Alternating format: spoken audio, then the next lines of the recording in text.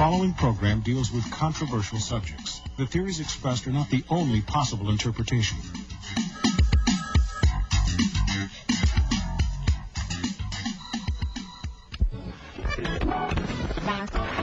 All Hit Radio.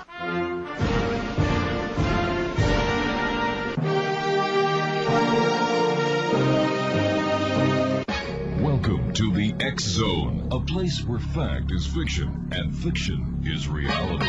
Now, here's your host, Rob McConnell.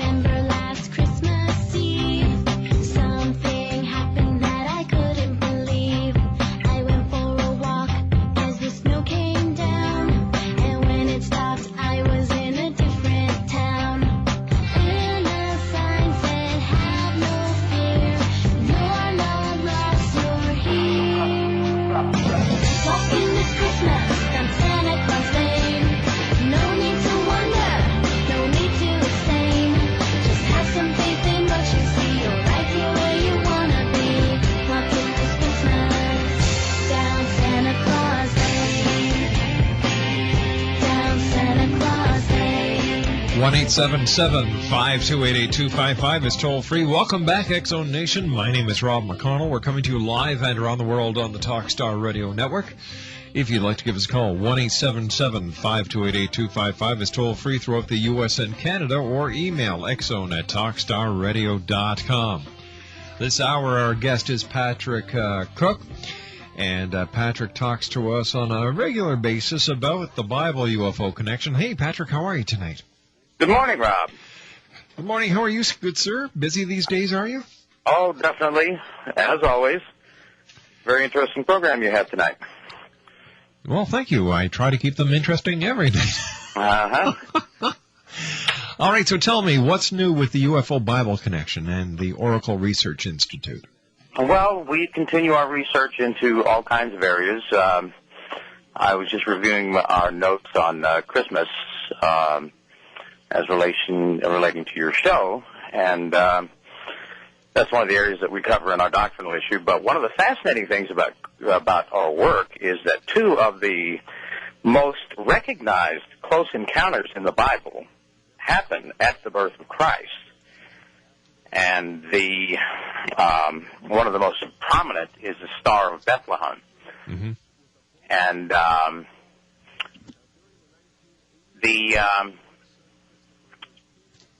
the way that is described is that a group of wise men. Now, most people commonly think of it as three wise men. We don't have any idea how many there were. There were probably several more than three. Had seen a star that had been predicted as being a sign of the King of the Jews. So they went to Judea and consulted with Herod the king about where this King of the Jews was to be born, and it greatly disturbed the chief priests and the scribes and the governorship. But what it says was Herod told those guys that he wanted them to find out where this star was going and to report back to him. Mm-hmm. And he knew that there was a young child that was going to be born, and he was afraid that this child was going to take over his position. And so when they heard the king, when they heard his words, they departed, and lo, the star which they saw in the east went before them till it came and stood over where the young child was. That's in Matthew 2:9. And what is fascinating about that is this star, they have seen this star, we don't know exactly where they came from, probably Egypt, somewhere else in the Mideast. We're not exactly sure of their origin. And they had seen this star, and they had followed it to this point. And then suddenly, apparently, the star came very close to them, and it actually led them, as it says in the verse, it went before them till it came and stood over where the young child was. So that's a fascinating concept, that this star was actually moving ahead of them. Christmas is truly a time for miracles, and I like when you look at the Christmas scenario, in olden days, some of the great masters over the manger have what looks like a UFO shining down a beacon on the manger. That's very common. We have several of those on our website under ancient artwork. That is a common theme. Now, the way that we view UFOs in our times, in the 19th, 20th, and 21st century, we have this direct relationship to aliens. But prior to that time, and in the ancient times, they related any sightings like those in the sky as God. And what we see happening in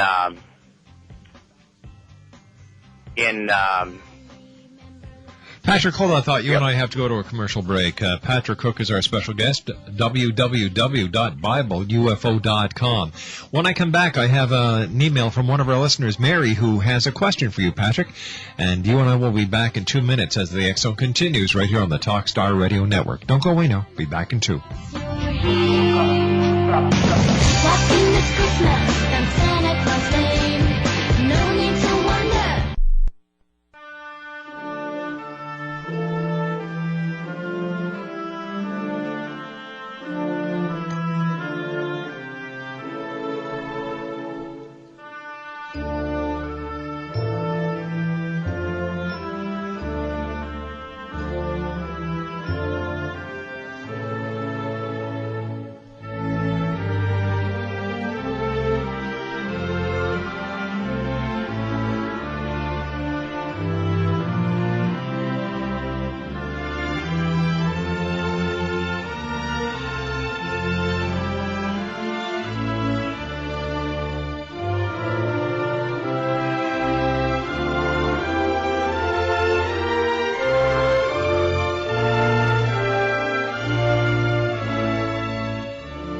Patrick Cooke is our special guest. His website is www.BibleUFO.com. Patrick, welcome back. Thank you. Before we went to the commercial break, you and I were talking about the ancient masters having paintings in the older paintings where they have what appears to be UFOs in the sky over the manger putting down beams of light. Well, that's very common throughout the history of art, especially religious art. We see that. I don't know exactly how many we have, but we have a number of sightings specifically on that specific subject, and a number of artworks on that. Tell me, Patrick, a lot of people these days are looking towards God as being an alien, a visitor from another planet. Where does this concept fit in with the Oracle Research Institute? Well, we believe that the concept of aliens, as I stated earlier, came in the late 1800s. Prior to that, there was no specific identification with another planet. Mm-hmm. You have Orwell's War of the Worlds and the discovery of canals on Mars, which began the craze of what we now call the alien concept. But prior to that, it wasn't considered to be specifically aliens, and in the ancient times, they were generally considered as gods. There's, in today's society, there's a lot of people who, I don't know if they really do talk to God. I don't know if they think they talk to God, or they're hearing voices in their heads that are coming from somewhere else. How do we, in today's society, weed out the rational from the irrational? Well, that's kind of hard to do. Some of the things that are found in the Bible can be considered just quite irrational. But we basically, our entire concept is based on Scripture. And what you see, there are a number of strange things that we see in society. And there are a number of mystics, there are a number of prophets. There's also a great number of charlatans. That's true. That's true. There there are a number of people, and that is, of course, dependent on how you feel about what the particular charlatan is saying. There are many followers of various gurus around the planet, and it seems to be getting a wider exposure now. There's also a lot of false prophets, and one I have in mind is the prophet Yahweh. You know, what happened to him? Nobody hears about him anymore. Well, he basically decided to drop completely out of sight. He had at one time, I believe, 3 discussion lists, and we're not sure whether Yahoo took him off. They suddenly disappeared. He knew they were going to be cut off, but he suddenly disappeared. Now what he's got is a separate website. You remember his old website where he was selling the UFO videos? Yes. Okay, he's got the same website up. He calls it a new website. It's the same thing, except now he's increased his price from $7.95 to $14.95 for viewing his videos. But nothing has happened on his UFO tour. I don't know exactly how many days, but it's been months since he started his UFO tour. And he has a program on Sundays where he's basically talking about the Black Israelite concept. Now, who actually gave him airtime? He seems to be doing this on his own. Oh, okay. I haven't seen him on. He hasn't announced any shows or anything to that effect. He's basically dropped out of sight. We're not sure. He left Las Vegas. He seems to be in Los Angeles now. But he's got a private list that you can only join if you can prove to him that you are of African-American slave descent. No, wait a minute. Isn't that a little unlawful? I don't know. I really don't know whether you can exclude. Yahoo doesn't seem to be. I certainly haven't complained about it, but it's certainly. You can't join it unless you can prove to him that would seem to be exclusive. I know that Yahoo. I have a friend, as a matter of fact, who her discussion list was removed from Yahoo because she refused to allow men. So the concept of excluding everybody but the black race. How does he get away with what he gets away with? Well, he's not really getting away with anything at this point. He's pretty much proved himself as a false prophet. Every prophecy that he made, of course, you follow that yourself for a long period of time, and you hung in there a long time. I don't know, have you heard from him at all? He hasn't contacted you? Well, actually, he called me a white racist, and he didn't want to be part of the show anymore. That's kind of the pot calling the kettle black. Pardon the pun. I thought so, and I said, "Oh, all right." And I couldn't understand how he could say things against the Jewish people. He would, if that was a white person saying these things, he'd be up on charges. And yet this guy was able to get away with it, and nobody seemed to want to hold him accountable for anything. Well, Rob, we don't know who's looking at him right now. He may be under investigation. I don't know. We can only hope.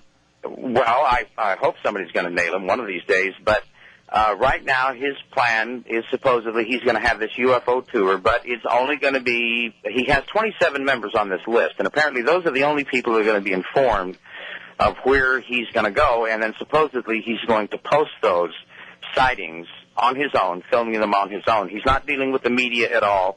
So I don't see as there's going to be much credibility. If it's the same thing that we have seen in his previous UFO videos, I don't think we're going to see much anything of any quality. You probably saw all those videos. Oh, yeah. Yeah, and I think that's probably what we're going to see, but we're not even seeing that. He's, like I say, he's basically dropped out of sight. We don't know whether he seems to be only active on the weekends, which leads to a very strange, where is he? Why is he restricted from posting anything except on the weekends? So, and he sent out a couple of newsletters, but it's basically the newsletters from that site have been to tune into his broadcasts on Sunday. So, well, there and you it's the go. same rhetoric that we've heard from him ever since he started this practice. But we're still monitoring him. We're still keeping on top of what he's doing, and whenever we find anything new, but it's been pretty much a drought. There's no information coming out from him at all of any quality. Is your organization monitoring anyone else? Or No, not at all. The only reason we went specifically for this is because the Prophet Yahweh had connected our website to his work. Oh, that's right, yeah. And we requested that be ended and that he answer some questions specifically about what his... See, all we knew when we initially found out about Prophet Yahweh was that he apparently had done something in Las Vegas, which to me looked like it might be. Apparently the cameraman and the reporter on the scene were both very much convinced that there was something very strange was in the sky. Yeah. So then when we found out that he was associating with us, then what we did was we wanted him to answer some questions. He refused to answer our questions, and we published a press release disassociating ourselves from him when we found out that his doctrines included the kind of things that they do, which we believe is basically hate. Yes. It's hate for all everybody but the people who follow him. Right. And we did not want to be associated with that, and we did not want people to think that the Bible UFO Connection or that anybody in the UFO field had anything to do with this man, because if anything, he's a pariah in the UFO community.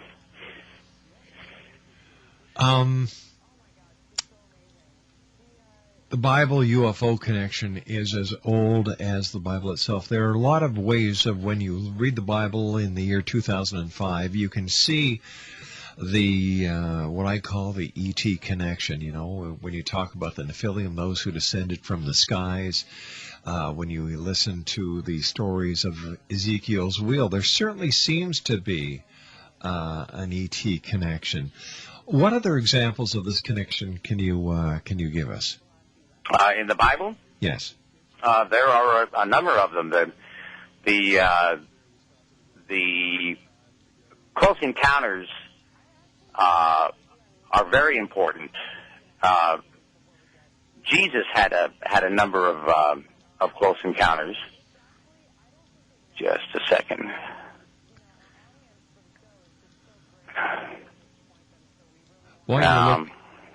While you're looking that up, I'm just going to give our listeners the phone number here if they'd like to give us a call and share their experiences with us at 1-877-528-8255. That is toll-free throughout the U.S. and Canada.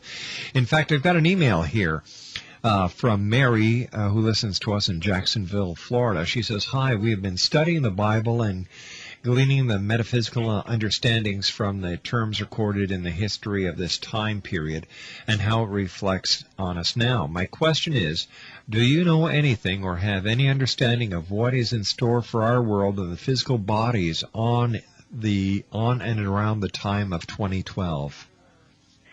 Well, 2012 is a fascinating date.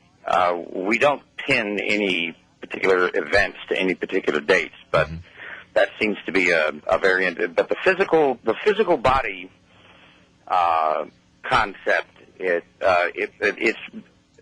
very hard to describe in just brief terms exactly what the Bible says about the destiny of mankind. But what we believe in a short phrase is that mankind and the earth is actually like a very large nursery for God. It says that God created man in his likeness and in his own image. Jesus stated that we are gods. Right. In the New Testament, the entire gospel of Jesus was about adoption into a family. The family which is described, what we believe is described in the Bible in the very first... Patrick, hold on to that. I've got to take this commercial break. You and I will be back on the other side of the news and these breaks as the X Zone continues on the Talkstar Radio Network.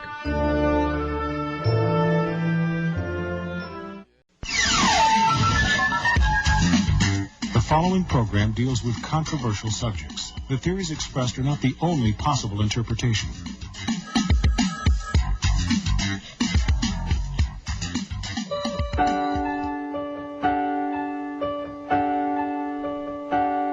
Merry Christmas, Merry Christmas, Merry Christmas.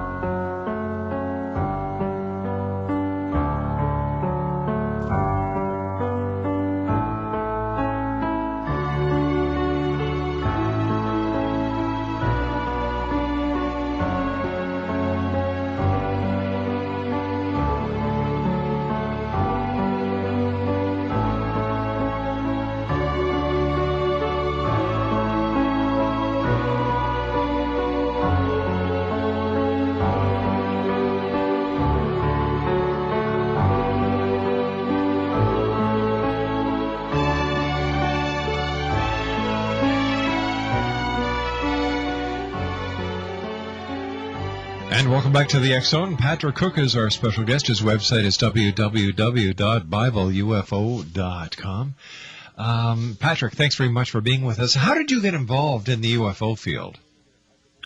Well, I've always studied UFOs over the years, as anybody would that was interested in strange phenomenon. But basically, the concept came to me when I was studying the Great Pyramid in Egypt and doing some research on it, and a friend of mine pointed out that Isaiah 19:19 seemed to be describing the Great Pyramid, or the way it was located, seemed to indicate that might be the Giza Plateau that it was speaking of. And so I started studying flight in the Bible when I realized probably the most important thing was finding out that the word heaven actually meant sky. And therefore, all of the things that happened in heaven suddenly took on a whole new meaning. All right. So you took this interpretation, and how did you relate that revelation to the UFO phenomenon? Well, basically, God was appearing in clouds and chariots, and the God and the angels were appearing in clouds and chariots, platforms, vessels, thrones, all kinds of individual objects, described as different objects, and they were described as having flight characteristics, specifically ascending into the sky, descending to the ground, and hovering for long periods of time. And then people were seen coming in and out of these vehicles. So it appeared to me that what we were dealing with, and of course, having read Eric von Daniken's work, it was fascinating that those things appeared, but I wasn't sure that they exactly related to UFOs. But then with more careful study, and we have over 1,500 verses that relate not only to the vehicles, or what appear to be the vehicles, the flight characteristics of the vehicles, but the beings that are in them, and technology that seems to be connected with those vehicles. 1-877-528-8255 is toll-free throughout the U.S. and Canada. Patrick Cooke's our special guest. His website is www.bibleufo.com. Now, what is the connection between the Bible, UFOs, and the Great Pyramid in Giza? Well, as you look around the world, now we believe that the same beings that we see in the Hebrew Bible, that we see flying gods all over the planet in all kinds of religions, and in those and these amazing structures that we see around the world, the Great Pyramid at Giza is the largest structure on the planet. It's the most perfectly aligned to true north. It is dead flat to within 1/2 of an inch over 13 acres. The stones are cut to a jeweler's tolerance. It's an absolutely amazing structure, and the whole concept that if we've got a God, it says that he would. Let's see. I'll read the exact verse to you here. So are we saying that excuse me. In that day there shall be an altar to the Lord in the midst of the land of Egypt, and a pillar at the border thereof to the Lord, and it shall be a sign for a witness unto the Lord of hosts in the land of Egypt. Now, the interesting point about that verse is that it said it's in the middle of Egypt and at the border of Egypt, which seems to be an impossibility. How can it be in the middle of Egypt and at the border? Well, what most people, and you learn this in basic world geography, that in ancient geography, that Egypt has always been divided into Lower and Upper Egypt. And it is still to that day. It's still politically, there's even a political separation, much as there is within the North and the South here in the United States. And that border runs right through the Giza Plateau. So whatever this thing and it's the only thing described that God built on the planet. And it would appear that and now we've got the largest structure, the most perfectly built structure in the world at that location. and there are many. We have a whole section on the Great Pyramid on the website. But around the world, we see all these structures with the same incredible monoliths and megalithic structures with huge stones throughout the Americas, throughout in the north of Africa. Sudan has some incredible structures that look more like ice cream cones than they do pyramids. And what we believe is that at one time there was a different civilization that dwelt on this planet. Now, this could have been prior to the flood. We also believe that in Jeremiah that there is a previous creation to the creation that we know of in Genesis, that where there may have been a civilization that existed at that time, and that for some reason they are gone now.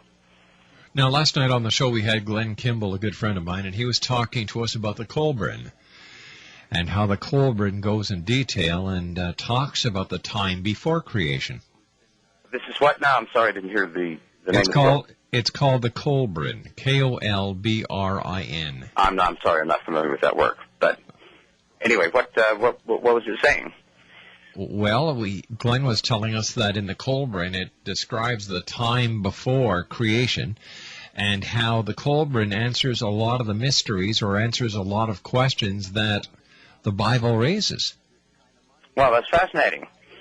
I'll have to check into that. But see, all we have to do is look at the archaeological record and the geologic record. We see an entire world prior to ours buried in the fossil record. So obviously there was something here before. Now, it's amazing that the church, and you'll actually hear this within the mainstream church, that this is actually a deception of Satan to throw people off and get them to worship evolution and take them away from God. But the record does exist. There is something there. And then we also have what we know as OOPART, out-of-place artifacts. Screws in lumps of coal and gold chains in limestone deposits and things like that. So there definitely appears in the geologic record. See, we may not be talking about just one creation prior to the creation that we see in Genesis. There may have been many. We don't know how many evolutions this planet has gone through insofar as being destroyed. And what we see the planet here in the beginning of creation, and it is covered with water. But there appears to be within the very first words of creation, in the words tohu and bohu, that there may have been a creation and a destruction and a recreation. Just from the translation, that's very complicated, but just from the translation of those words. So we definitely believe that the geologic record shows it, that there was a different biosphere than we have on our planet today.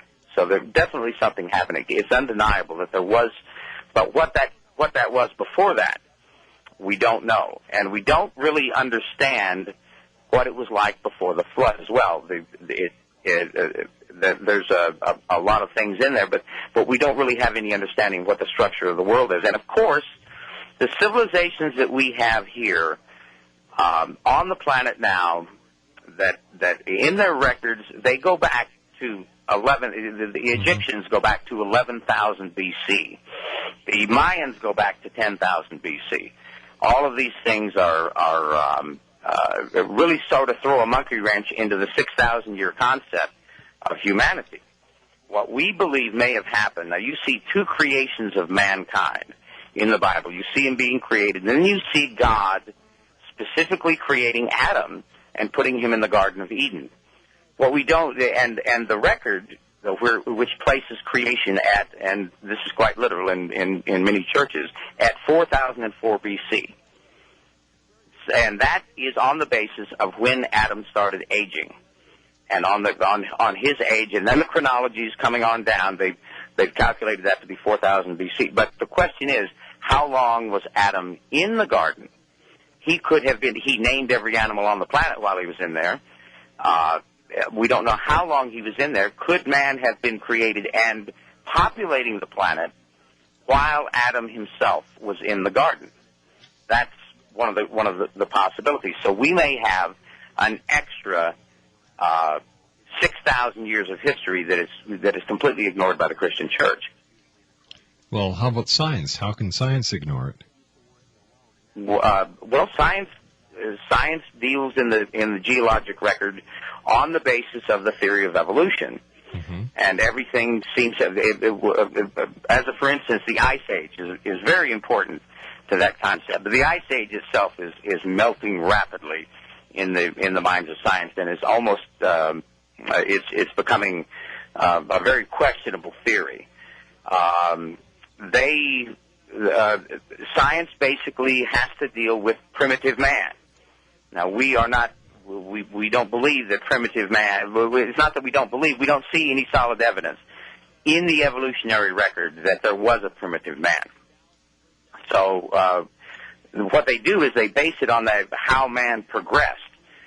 And so they relate it, they have a very narrow focus on it, and that's the way it is. And they ignore UParts, they ignore the concepts. It seems that history started about 12 to 15,000 years ago. So, and science doesn't seem to deal with that. Archaeology is a very staid. Archaeologists teach archaeologists who teach archaeologists who teach archaeologists, and anthropologists by the same token. They're all taught there's a long succession of this, and the theories that are involved with these things are taught very strongly. We see a very interesting thing happening right now in the United States, not in the United States, in the Americas, in the North and South American continent, with the publishing of the book 1491, about the possibility that we may have had. Now, this is absolutely amazing. There's 290 people in the United States right now. It is generally accepted that there were at least 10 million indigenous people at that time, but it would seem now that there's new theories coming up that would estimate that there could be as many as 200 million people on the North American continent alone, which means an incredible civilization that has been completely ignored by anthropologists and archaeologists alike. So they have a very strange focus on things, and it's very narrow, and it doesn't allow for any new. Unfortunately, many of the things that are taught in science now have been disproven, and are not. For instance, the theories of Einstein, which are the basis of a lot of the theories about the cosmos, have never been proven. And yet those theories are based on other theories, which are based on other theories. So science has a very narrow focus, and they don't really tell us a lot. They haven't answered a whole lot of our questions. That's for sure. So tell me, where do you think mankind came from, and who do you think God actually is? Well, God appears to be the supreme universal power in the universe. Now, we're talking about a physical God. God is described. The God of the Bible is specifically called Lord God, which means Jehovah the Elohim.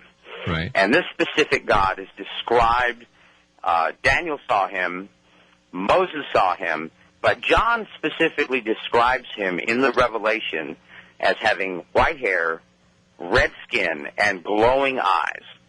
And whenever you hear about whenever God is spoken of, he sees things, he hears things. This God that we see in the Bible, the God that's spoken of in the Bible and dealt with man, the one that dealt with man specifically, is the son of another being called El. And we're not sure exactly about what his existence is, whether he actually has a physical presence. He seems to be an energy force, somewhat like the force that you see in Star Wars. That seems to be the concept about the actual big God, the Almighty, the Father of this God, Jehovah, who became Jesus Christ in the Old Testament. And then the only relationship we actually see with that God, the Father, is when he was telling people, witnessing to people that this was his son. And he wanted to make that clear from clouds, actually, when those pronouncements were made. All right, stand by, Patrick. You and I have to take our final break. Patrick Cooke is our very special guest, and it's always nice having you on the show, Patrick. Patrick's website is www.bibleufo.com. When we come back from this commercial break, I'll tell you who's coming on tomorrow. By the way, our special psychic tomorrow night is Angela Lusk, and she was with us a couple of months ago. A great lady. You're going to have a great time. She's going to be with us from midnight until 2 o'clock. Doing psychic readings for one and all. My name is Rob McConnell. This is the X-Zone Radio Show, coming to you live and around the world on the Talkstar Radio Network and our affiliates throughout the U.S. and Canada. Don't go away. I'll be back in 4 minutes.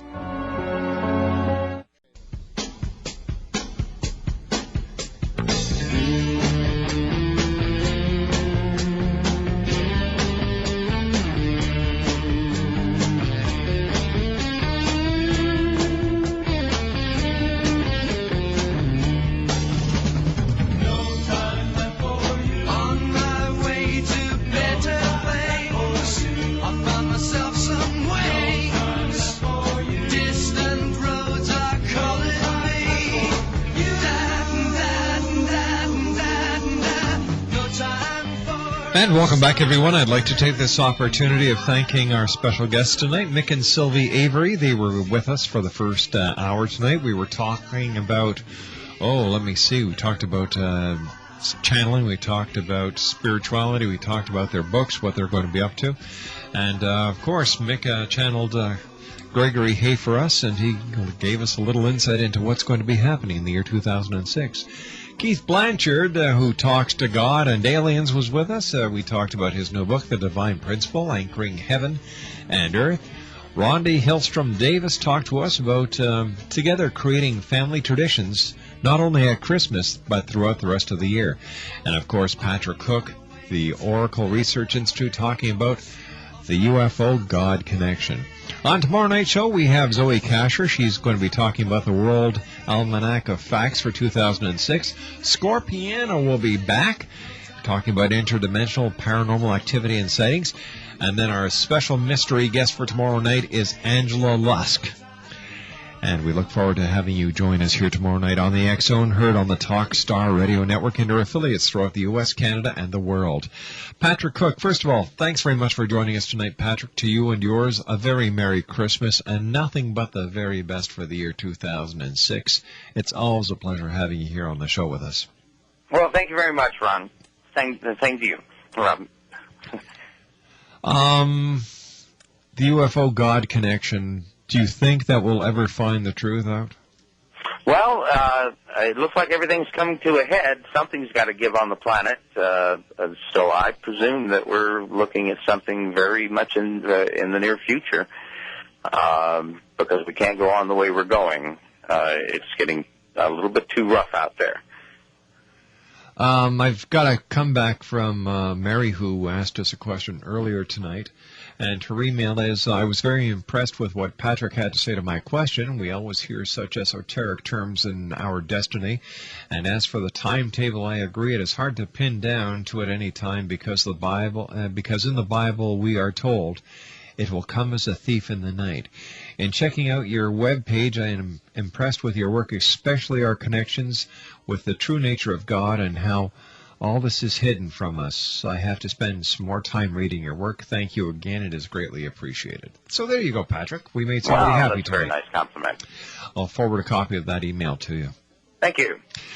Patrick, we have to say goodnight for now, but as always, take care of yourself, and we look forward to having you back on the show in the year 2006. And if you hear anything about Prophet Yahweh, let me know. I certainly will do that, Rob. Take care, buddy. Evening. You too. Bye-bye. Well, morning, as it were, to you. That's right. All right, Patrick, thanks very much. www.bibleufo.com. Well, that brings us to the end of another show here on the X-Zone. Wow, where does the 4 hours go? I'll be back tomorrow night. We've got, Zoe Kasher talking about the World Almanac, Scorpiana, and, of course, Angela Lusk will be doing psychic readings for one and all from midnight until 2 a.m. Eastern. To my producer at White Springs, where we have our teleport that takes this show up to 2 satellites and around the world on Talkstar Radio Network. Corey Y., thanks very much for all your hard work, buddy. To my senior producer and wife, Laura Rogers, thank you for your hard work. And to each and every one of you out there listening to the X-Zone tonight, Thank you for allowing us to be part of your day, your night, no matter where you are. I'll be back tomorrow night at 10 o'clock as once again we cross the time-space continuum to this place that I call the X Zone. If you've got a little child at home, give them a hug. Tell them how much you love them, because the children of today are the leaders of tomorrow. So until tomorrow night, my friends, always remember to keep your eyes to the sky and your heart to the light. Good night, one and all. I know I want to take